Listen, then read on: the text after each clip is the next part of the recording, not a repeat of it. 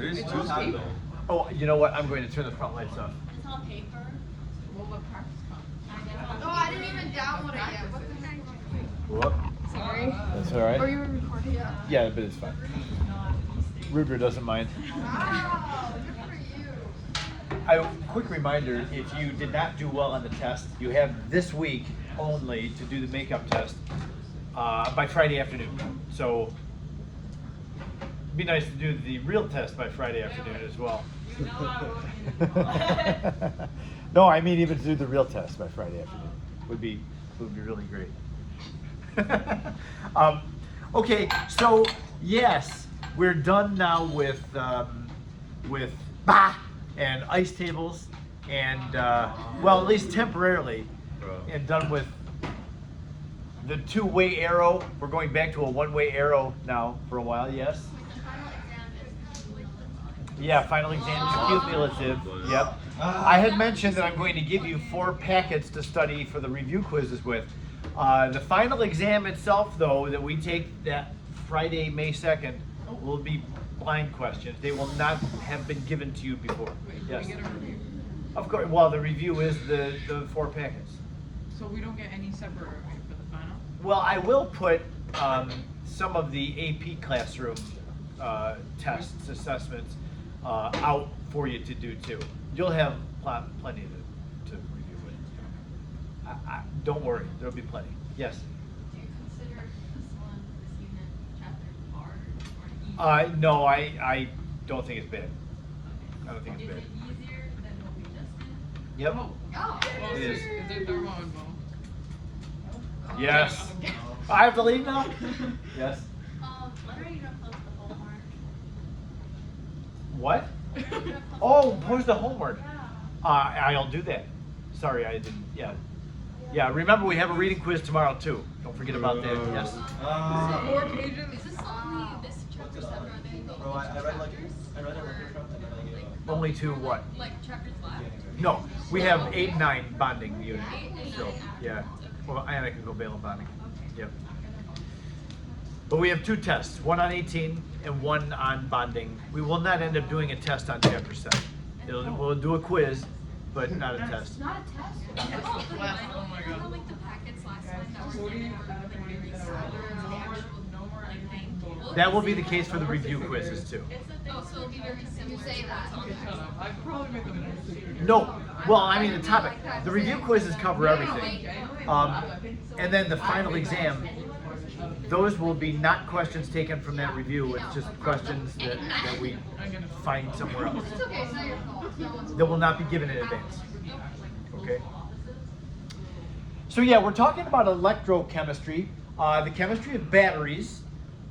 That really is what it comes down to. So if you were to go into the field of electrochemistry or corrosion chemistry, it's also known as, that is going to drive. I mean, what we learn here is the very basics. What they're doing to power cars is certainly more advanced, but at its fundamental principle, it's the same thing. We're dealing with redox reactions, always. Electrochemistry always deals with redox reactions because we have to have a reaction that happens in which electrons come out of something and move to something else. So a redox reaction is the way that happens. All batteries are a result of redox reactions. Yes. So is this chapter redox plus thermal? Everything is plus thermal. But yeah. Are like more thermo. Yeah, there's a healthy amount of thermo in this chapter. Okay, so Yeah. how is this easier than the last two? It's fine. It's fine. Let's go through the beginning today. And you're going to feel, I think today, you're going to leave thinking, yeah, okay, we can do this. We can do that. So, redox reactions, we remember our friend Leo the lion. I think that it's been a while since we visited him, but what does he say? He says, grrr. Losing electrons is oxidation, gaining electrons is reduction. We have to remember that. Also, we need to remember, in terms of the stoichiometry, the number of electrons that the oxidizing thing loses equals the number of electrons that the reducing thing gains. Those have to be equal to each other. You can't give off 10 but only take in 5. There's never a buildup of electrons, and there's never a buildup of charge. Like if I have a beaker and a reaction happening in the beaker, I cannot, nature doesn't allow for positive charge to build up inside of here. If there's water and a solution that with the reaction happening in water, it is impossible to have a charge, positive or negative, build up in water. Water does not become charged. Don't ask me why. You probably say, well, why is that? I don't know. It just is a fundamental thing in science. You can't build up charge in water. Ask a physics person and they'll tell you some technical thing. Your eyes will glass over and you'll be like, I'm sorry I asked. So the answer, frankly, is I don't know why. But I do know that you can't build up charge in water. And that's going to matter here in a few minutes when we start looking at how a battery really is put together. So I have an example, a very simple. This would be from our first year chemistry, we would have called this a single replacement. Now that we understand redox chemistry, we'll look at this and say, oh yeah, it's a simple redox reaction where the zinc starts at 0 oxidation number and goes up to +2, so the zinc oxidizes. And then the hydrogen ion goes from +1 down to 0 in oxidation number. That reduces. So we have an oxidation and a reduction happening in here. What's happening with the electrons? I know I answered my own question, but we know from our understanding of redox chemistry that the zinc, because it's oxidizing, it's losing electrons, its oxidation number goes up, it's giving electrons away, and the hydrogen is taking them. If I have a beaker then, and I put some hydrochloric acid into here, and I put some zinc into the hydrochloric acid, we know that there will be bubbling and heat given off, and the reaction will happen. It happens spontaneously. Why does it happen spontaneously? Because delta G must be 0 for that reaction. Did I just say 0? It has to be less than 0, so it's got to be negative in order for that reaction to happen. It's a spontaneous process. At some point, some really brilliant person, I don't know if it was Andre Galvani, it may have been somebody before him, but some really, really insightful person decided they would run an experiment in which they took the thing that's oxidizing, the zinc, and the thing that's reducing, the hydrogen, and they put those into 2 separate containers. And this is so brilliant. They ran the reaction, allowing the electrons to flow with a wire, or through a wire, from the zinc to the hydrogen. That's what's happening, right, with this reaction is the zinc is getting rid of electrons, the hydrogen is taking electrons. The zinc is allowed to lose electrons spontaneously, and spontaneously the hydrogen is there in the separate container taking the hydrogen. So we would expect the electrons to flow from the zinc to the hydrogen, and that causes a flow of electrons through that conductive wire. Unfortunately, in this picture, there's something missing. And I need to talk about what's missing. And remember, just a few minutes ago, I mentioned nature does not allow for water to build up charge inside of it. So whatever you have going on in the water, it's not going to have a positive or negative charge. It must stay neutral inside. If you have ions that are reacting, you have to have the counter ions present. Like I have zinc ions in here, but there's also sulfate ions. So because nature doesn't allow for charge to build up, there was something missing in this model. And the thing that's missing is something that's going to keep both beakers from building up charge. And we call that thing a salt bridge. The salt bridge is going to play a really important role. In fact, it's an essential role. You cannot have the charge flowing from the zinc to the platinum without having the salt bridge there. Now, what is a salt bridge? A salt bridge is a tube like this. Literally, they make a tube like this. This is kind of funny. This salt bridge style has been around since I've been doing any chemistry. I started my first chemistry class. Oh man, I'm going to sound old. I'll just say it was in the 1980s. I had my 10th grade chemistry class. I know, getting so old. Graduated in '89, so I had my first chemistry class in 1987. in high school. Oh, it's like a year So after anyway, my mom was what's that? born. 87 was the year after my mom was born. Anyway, back then, this thing has the same name that it has now, but it'll make you chuckle when you hear it. This is called a U-tube. We've had YouTubes for a long time. So yeah, we were using YouTubes back in my high school chemistry class. It was this. So what we would do is we would take our beakers and put the thing that's oxidizing in one beaker, the thing that's reducing in the other beaker, attach a wire between them. We'll talk all about every part of the setup here, all the components of it. And then we would have to take a solution of like a nice high concentration of sodium chloride solution or potassium chloride or potassium sulfate or whatever, some neutral ionic solution. Nice high concentration, fill it up, this U-tube, put our fingers over it, and we would have to put it into both of the beakers at the same time. Now, not very convenient because like I have hydrochloric acid in this one, so I'm putting my hand in the hydrochloric acid. So a U-tube is not the best option for the, even though it works very well. And we'll talk about why it works. Another option, and this is the one that we prefer very much, is using something like this. It's called a porous cup. Now it just looks like a ceramic fire dry or a kiln dried kind of ceramic cup, but this is another option for keeping the thing that's oxidizing separate from the thing that's reducing. I haven't talked about why the salt bridge works yet, but another option is to put the thing that's oxidizing inside of the porous cup and then the thing that's reducing on the outside of the porous cup in the beaker. Now, why do we need that? The reason that we need that, and you can see that the electrons are flowing now with the salt bridge present from the zinc to the other compartment. This is what's happening. Zinc reacting with hydrogen is a spontaneous reaction. Nature tends to become more disordered when zinc and hydrogen react with one another. That's what negative delta G means. As the zinc sends its electrons away, the neutral zinc metal is changing to zinc ions. We saw that in the chemical equation. We're still using the same equation, reaction is happening.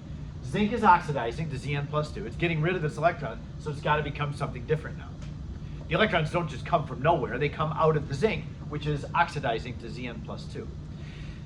And then those electrons are received in the next beaker by the hydrogen ions.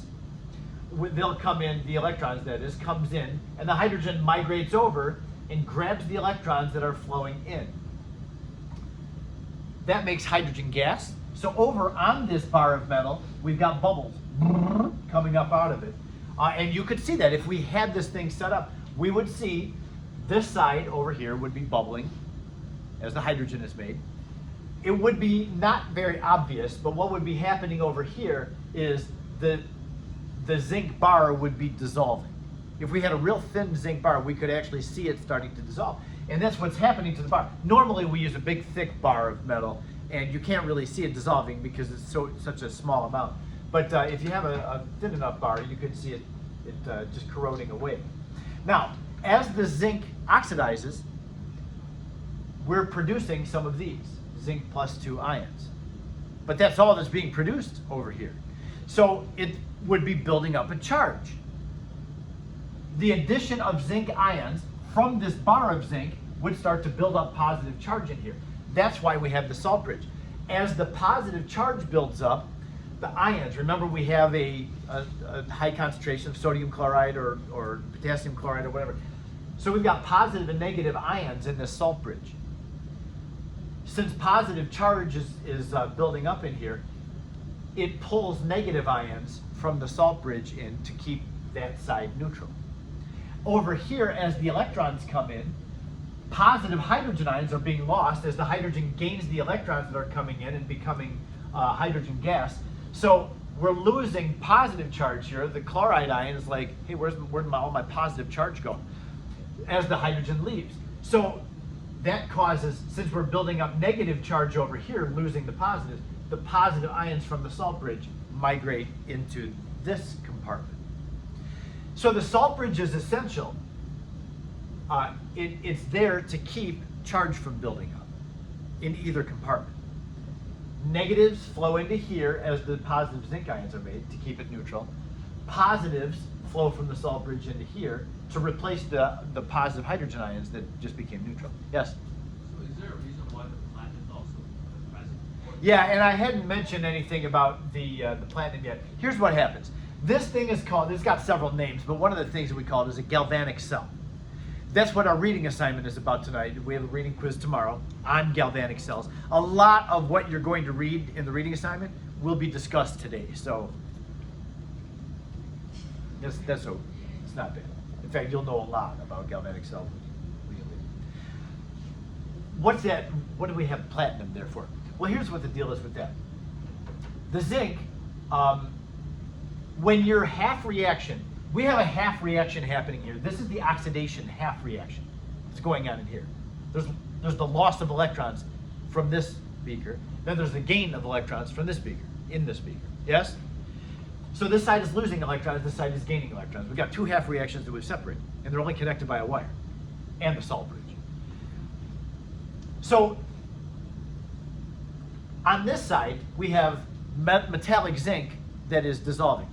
Every cell, every compartment in a galvanic cell needs what we call an electrode.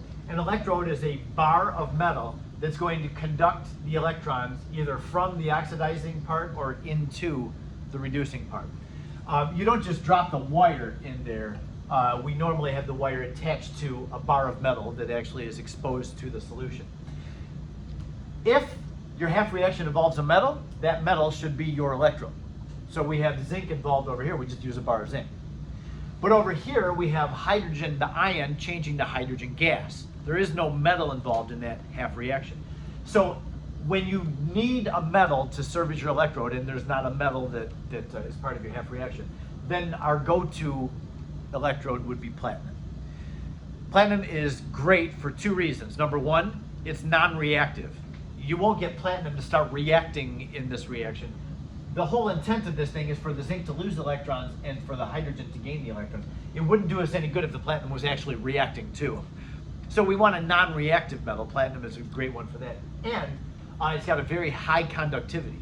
It's very good at conducting current. So you don't want to have something with a resistance. You want the electrons to flow in so that they can be taken in by the thing that's reducing. There's a big drawback though to platinum. What do you think the big drawback is? It's ridiculously expensive. So when we're drawing an electrochemical cell, we're not actually making it with our hands and with actual equipment. You can just write in here that we're using platinum because it doesn't cost us anything. But if we're making an electrochemical cell, we're probably not going to use platinum. It's cost prohibitive. Yes? So does the salt bridge like literally have salt here? Yes. It's got a salt solution in it so that the ions can migrate. So it doesn't stay in the bridge. Does it like, because if you're using one of those tubes, doesn't it just go into the salt? Yes, yes. And tomorrow, we're going to be talking about sketching galvanic cells.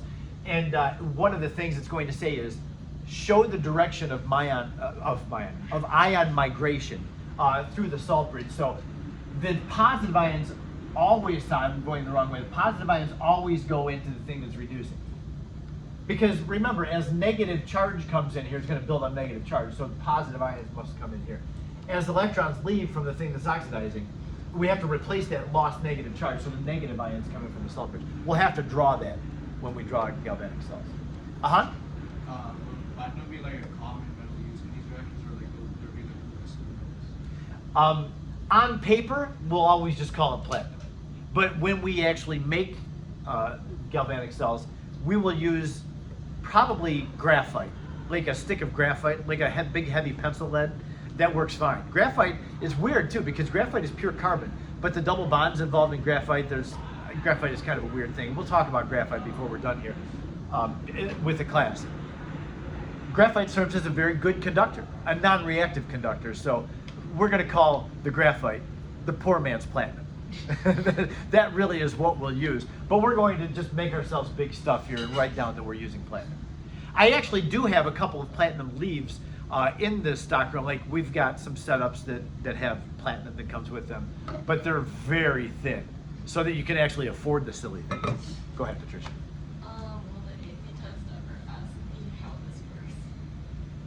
Like, is this tested by the galvanic cells? Oh yes. Oh yes. We're going to use these so much, though. I mean, you'll be dreaming about galvanic cells.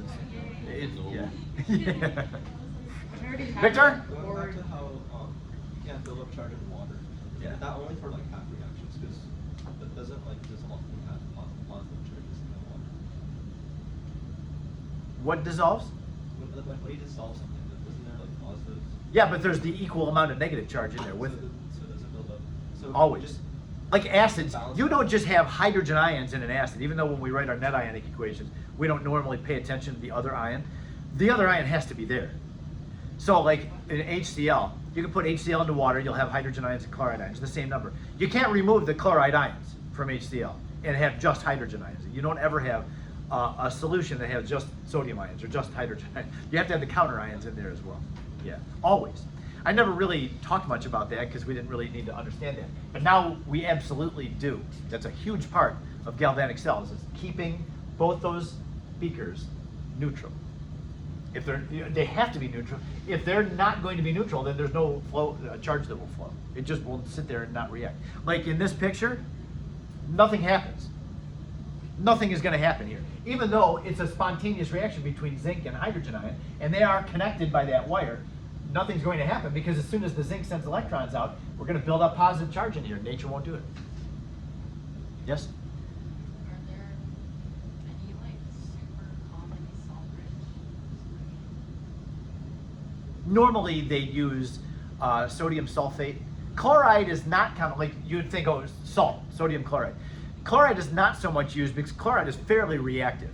And you know, if you get chloride into there, it may actually start reacting with something. Well, we'll talk about it. It's something called its reduction potential is, it can react. So we want a non-reactive thing in the salt bridge. Often that would be like sodium ions and sulfate ions. Anything else about the setup of this thing? Those are great questions. Go ahead. So we need a non-reactive thing in both of them? No, the salt bridge has some positive and some negative, like sodium sulfate, some ionic compound. And you want those ions that it breaks up into, you don't want them to be very reactive. That's what I'm saying. Yeah, and honestly, all of you, I'm never going to ask you what substance is in the salt bridge. You'll just know that there's positive ions and negative ions in the salt bridge. It's a salt solution, some ionic compound solution. Never will you be asked what ions are in there. It's just going to say, like the question, if it says anything about the salt bridge, it's going to say, what direction are the negatives going? What direction are the positives going? That's all you'll ever have to say about the salt bridge. Yes? Would it having sodium in the sulfate react with the chloride? But when sodium ions and chloride ions are in water, they're broken apart. They're totally soluble. So yeah, they don't do anything. Let's move on. And now that we understand that a flow of electrons can happen, now we're going to compare. Okay, so we've seen one reaction, the zinc and hydrogen reaction. Is that a good reaction to make a battery with? A battery is it is the harnessing or the use of a flow of electrons. You have to have electrons flowing to power something. It's a source of energy. Are there better reactions than zinc and hydrogen to make a battery with? Yes, much better reactions for that. That is a huge topic of research right now, is what are the best things. You know, you don't just account for how reactive your metals are, you're reacting things, not just metals, you're reacting things. There's a lot of things you have to take into consideration. You do have to know how reactive the things are. You also have to know how abundant and expensive they are. You also have to know, are they toxic or not toxic? Because if we're using a lot of toxic things, and like lead, we're trying not to use too much lead in batteries, but lead is wonderful to use in batteries, but then when you have to dispose of the batteries, it's a serious problem because lead is so not good for any living thing. And lead is very commonly used in batteries. All of our car batteries, unless you have an electric car, have lead. A lot of lead, not just a little bit of lead. If you've ever picked up a car battery, it's like, my gosh, this thing is so heavy. It's because it's full of lead. So yeah, lead is a tremendously used element these days, but that is not our desire because it's not good. Not good for us. Good for chemistry, but not good for human bodies or any living thing. Yes? What do you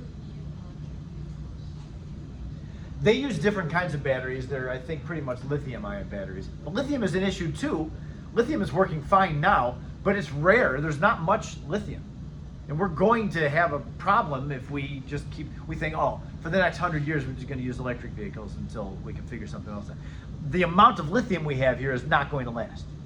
So I know I was just watching a very short video about zinc. Scientists are working now with zinc, because zinc is very abundant, it's cheap, it's easy to find, it's easy to mine and purify and all that. That may be what we go to next. But lithium is really great because those batteries are super light.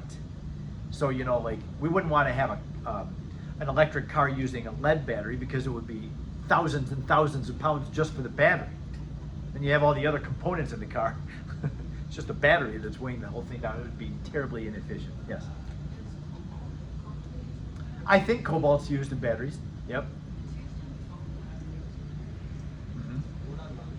But car batteries, I think, use cobalt too. And you know, in the news right now is the U.S. was talking to Ukraine until they got mad at each other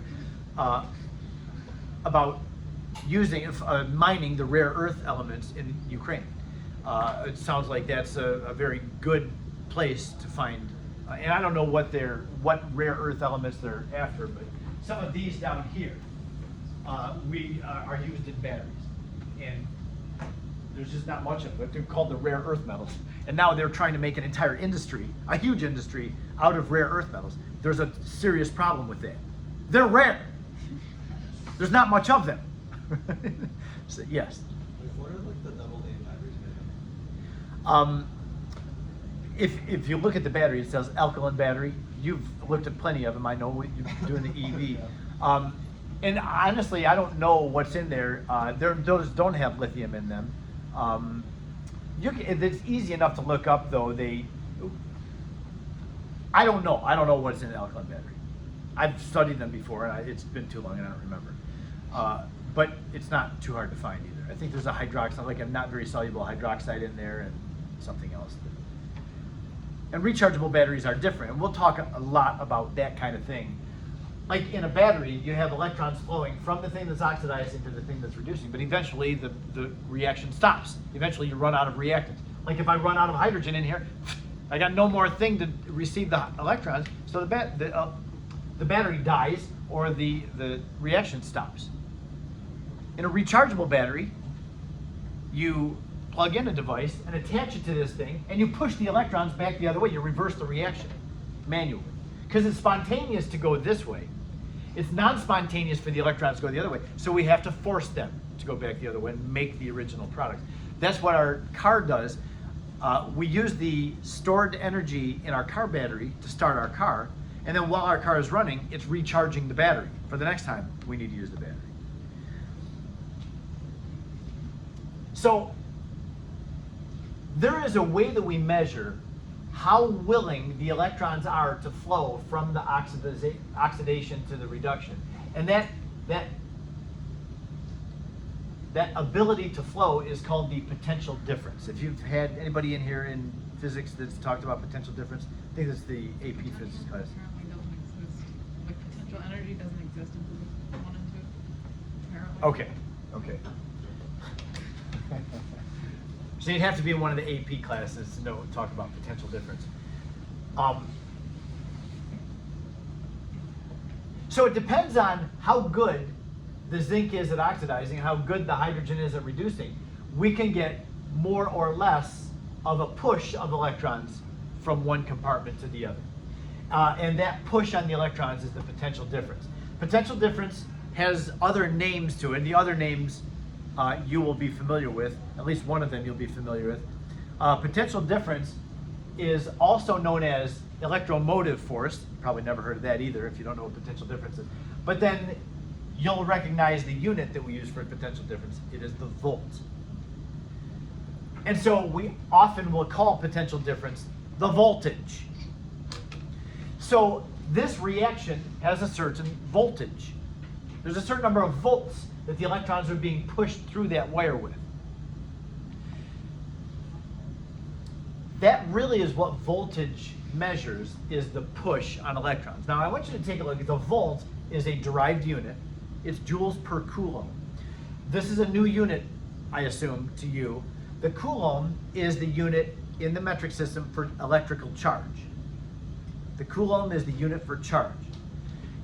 So what the volt measures is how much energy per charge. Now the electrons moving through here, we have the motion of charged things. That's the source of the energy.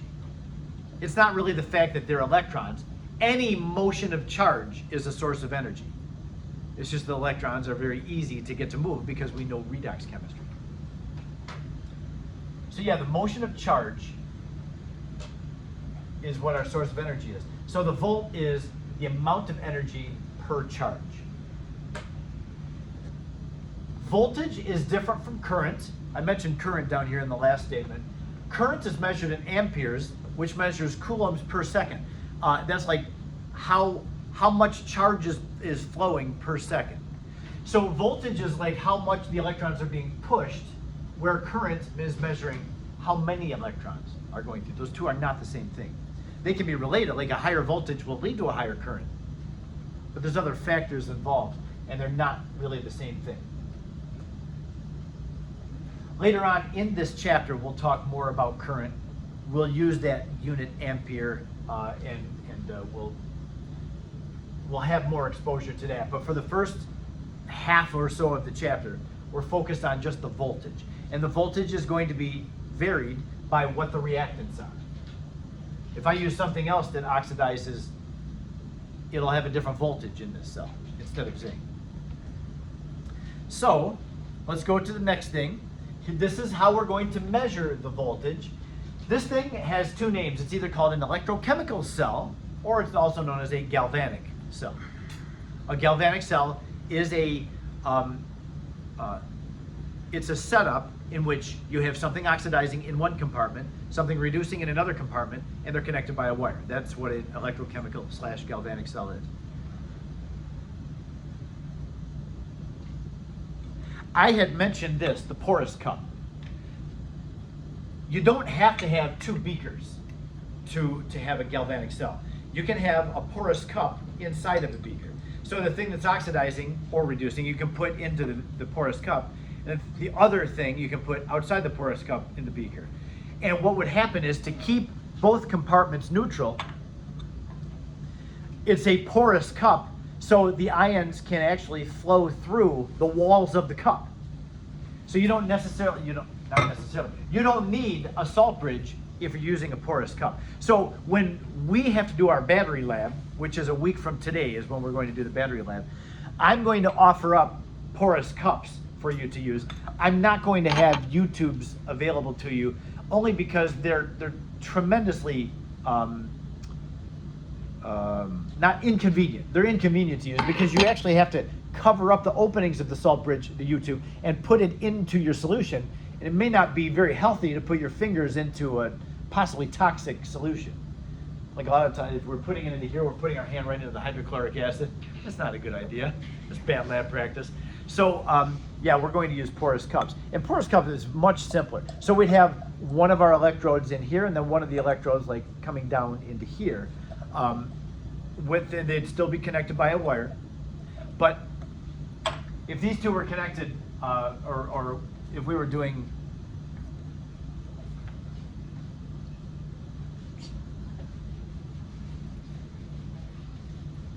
sorry if that was one of you, I need that space. If we have the zinc and hydrogen reaction happening, this would be our beaker. And then we'd have our porous cup in there too. So we could have our platinum wire in the hydrogen ion. And then over here we'd have our zinc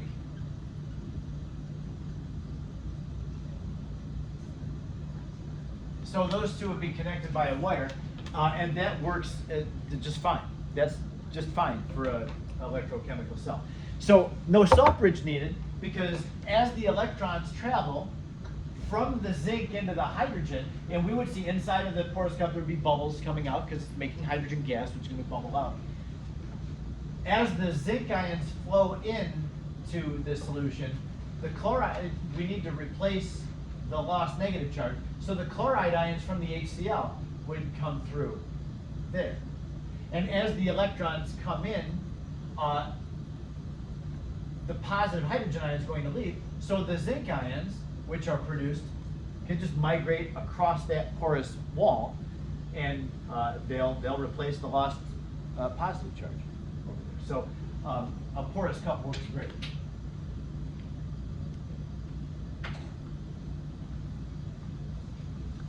And we don't have to put our hands into the nasty reagents.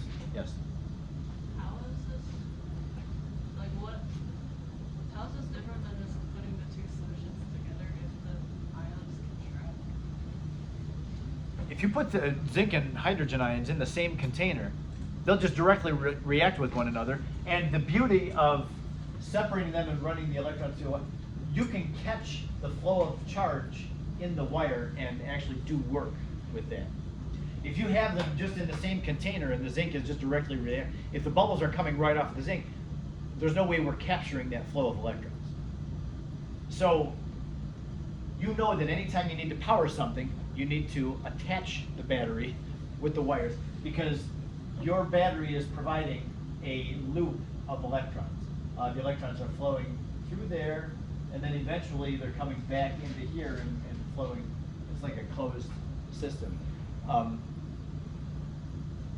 Yeah, if you just have them directly reacting with one another, you can't do anything with that flow of electrons, because the electrons are going directly off of the zinc and hydrogen are colliding that way, and so you need the charge to be flowing through a wire to be able to use it. You don't like that answer? Wait, I'm just still not confused. Like, if there's pores, aren't the solutions basically mixing together? Yeah, they do end up mixing together, yes, which is fine, as long as there's some zinc and some hydrogen ion in this compartment, the reaction will continue. It's no big deal that these two contaminate one another, what's in the solution. Yeah, like in this case, it's the chloride ion that's going to go across there, but the chloride ion's not reacting here. It's the hydrogen ion that's reacting. And the hydrogen ion stays here. It's in the hydrogen ion's interest to stay in this compartment, because that's where the electrons are coming in for the hydrogen to grab onto and reduce. Uh-huh.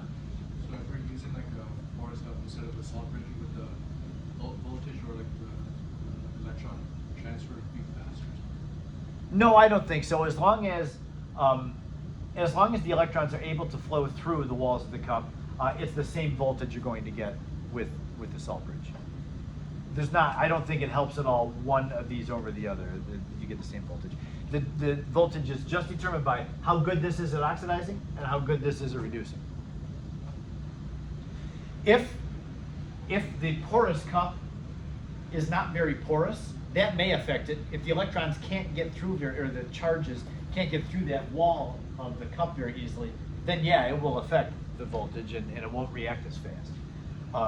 That would be the only case I would think where a salt bridge might be more superior, is if the porous wall isn't very porous and the ions are having trouble getting through.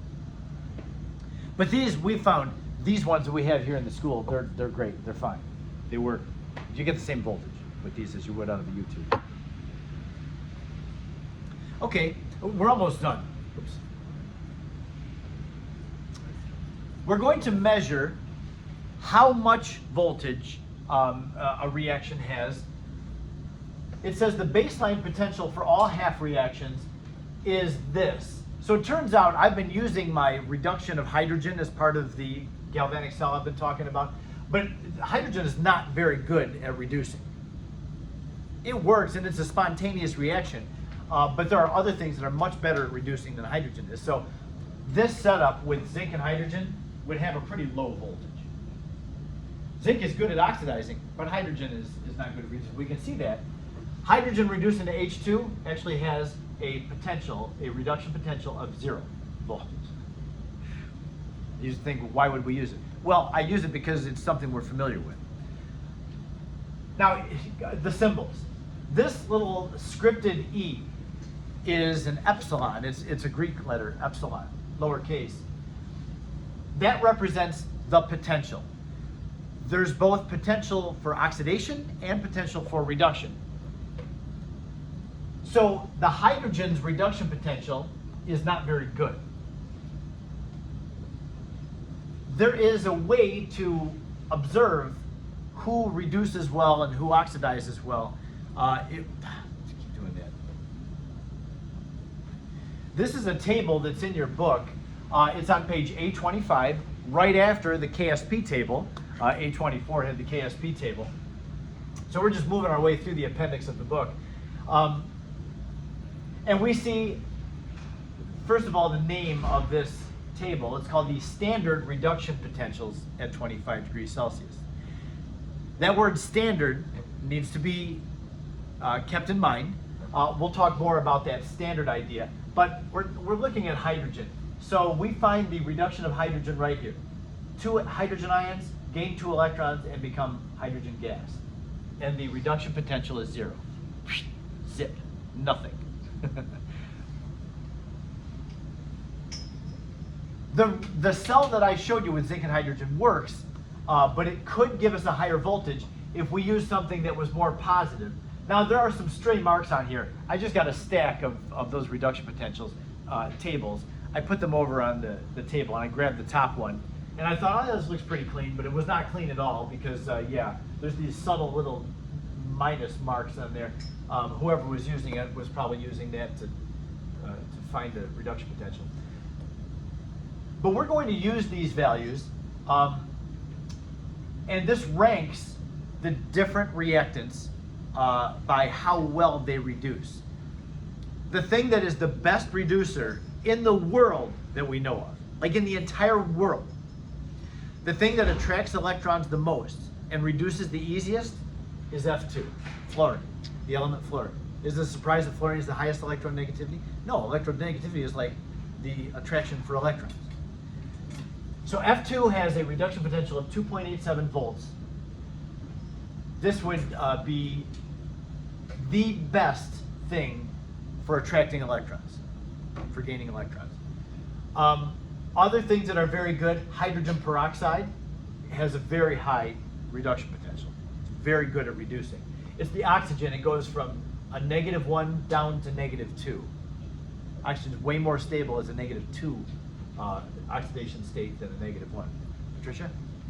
What does it mean for the attachments to be negative? Yeah, so you can be either positive or negative relative to the hydrogen. A negative electron reduction potential means that you have something that is not good at reducing, that it does not have an attraction for electrons.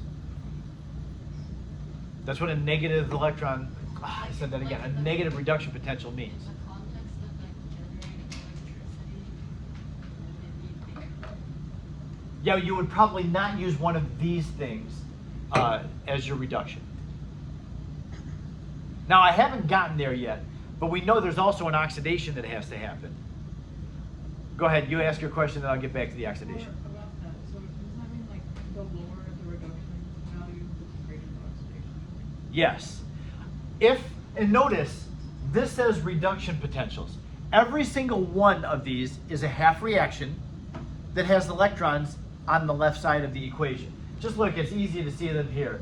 Electrons, every single one of these half reactions has electrons on one side. And it's every case, the left side. Because remember, gaining electrons is reduction. So all of these are written as reduction half reactions. A reduction needs an oxidation to go with it. You can't just have a reduction. There's no such thing as a reduction reaction. None of these are standalone reactions. So for the reduction half, we would look at these. There is not a separate table that says oxidation potentials, because oxidation is the opposite of reduction. So if we have something that we need to oxidize, we're going to find it in the products of the reduction, and we'll have to turn the half reaction around so it's giving off electrons rather than taking in. Now in this example that we've been talking about the whole hour, zinc and hydrogen ion, we know that zinc metal is our reactant with the hydrogen ion. Hydrogen ion is what's reducing, zinc metal is oxidizing. We can find the potential for zinc's oxidation on this table. It's right here. Now what we see is zinc ion reducing to zinc metal with a reduction potential of negative 0.76. That means, listen carefully, you can have zinc metal oxidizing. If you turn this reaction around, you'll have zinc yields Zn plus 2 electrons. That's an oxidation.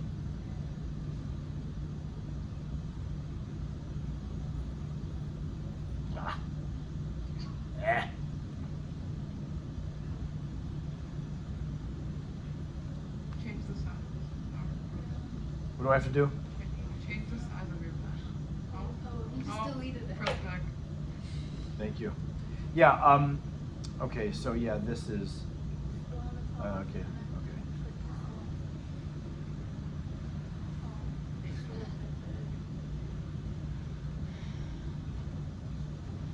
If we take this reduction and turn it around, now we have the oxidation of metallic zinc. The oxidation would be, or the oxidation potential would be the opposite of the reduction potential. So when you have to take a reduction half reaction and turn it around to make an oxidation, you're going to use the same number for its oxidation potential, but with the opposite sign. So and we would write it like this. The oxidation potential for zinc is positive 0.76 volts. Because the reduction of zinc ion is negative 0.76. Turn that around. This will now become the reactant, and when it reacts and oxidizes, it has a positive 0.76. Yes? For the hydrogen then, if it has a potential of 0 both ways, can Yes. it reduce or oxidize it?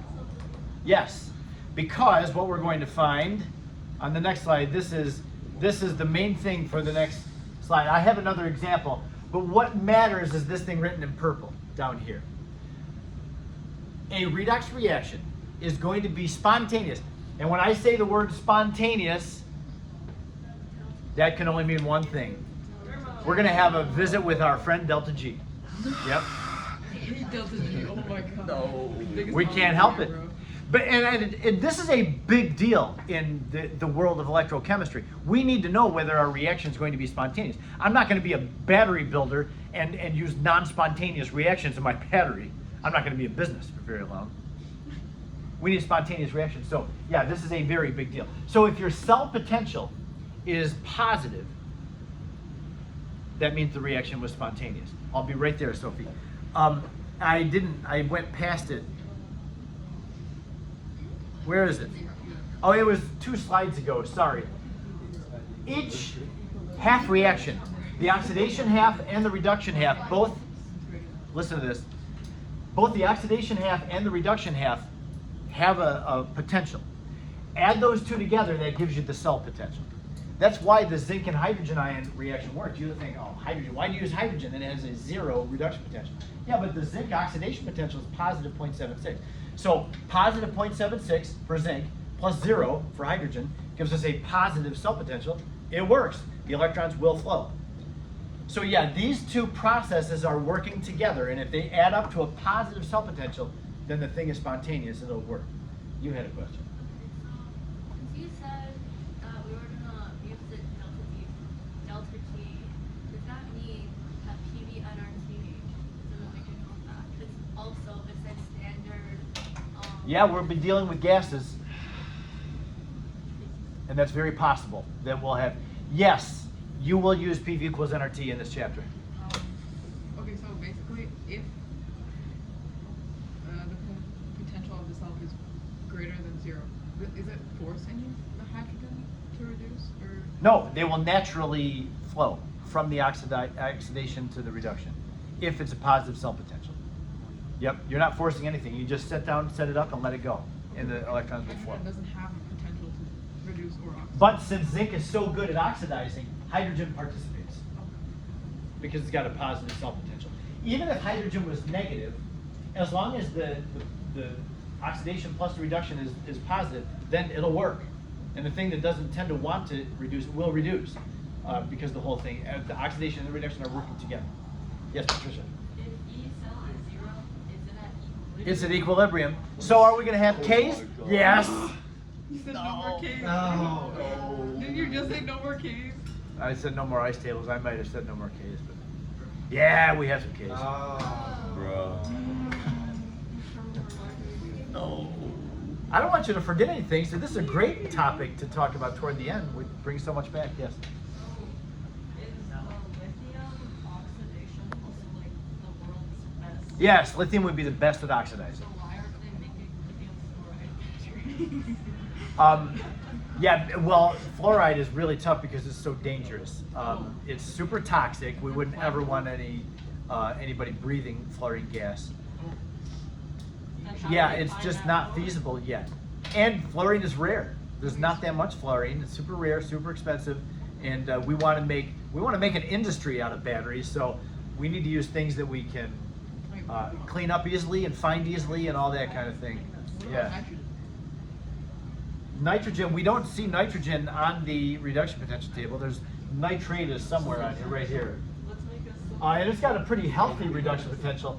And there's a lot of nitrogen, of course, in the air. But N2, I don't think we have N2 anywhere. Or like oxygen? Can we use oxygen then to like recycle? Where's oxygen? Yeah, oxygen is a product of the peroxide reduction. Oh, actually, it's not even, but we do have oxygen somewhere. Oh, there it is. It's near the bottom. Oh, yeah, it's reducing. Oxygen reduces in an acidic environment. So we can't use that for batteries? No, that's. Yeah, I don't know if that's not feasible or what, but yeah, they never use oxygen for reduction. All right, yes, go ahead. It's about time to go. For the battery lab, are you actually banning lithium? Oh, yes. What? We are not using lithium What in are the battery lab. We'll talk more about the battery lab tomorrow, but there are several things that are banned from the battery lab, so don't even bother trying to think about. You may not use any group 1 metals. You can use ions of group 1s, which are not dangerous and not helpful. we? Wait, what? Yeah, no group 1s and no halogens. No fluorine, chlorine, bromine, iodine. And no concentrated acids either. Wait, you can. No car battery. Yeah. Wait, that just. No car batteries, that's right. Yep. Wait. Concentrate. Okay, so anyway, this is in your book. You'll know that. But just very quickly, we have like 2 or 3 minutes left. Let's do this one last thing. I've had this slide up here. I was talking about the bottom of it, but this is what we'll have to do, and this is like the beginning of electrochemistry. If I give you a redox reaction, you need to be able to find its cell potential. You have to look at who's oxidizing and who's reducing. We see in this reaction, zinc is oxidizing, going from 0 up to +2. Copper is reducing, going from +2 down to 0. So we need to find the oxidation potential of zinc, which we already did. It was our zinc in the other reaction as well. So the oxidation potential of zinc is +0.76. For the reduction potential of copper, we would go back to our table. And there's actually copper in a couple of places. There's copper 1 reducing. Be careful because there's more than one copper on here.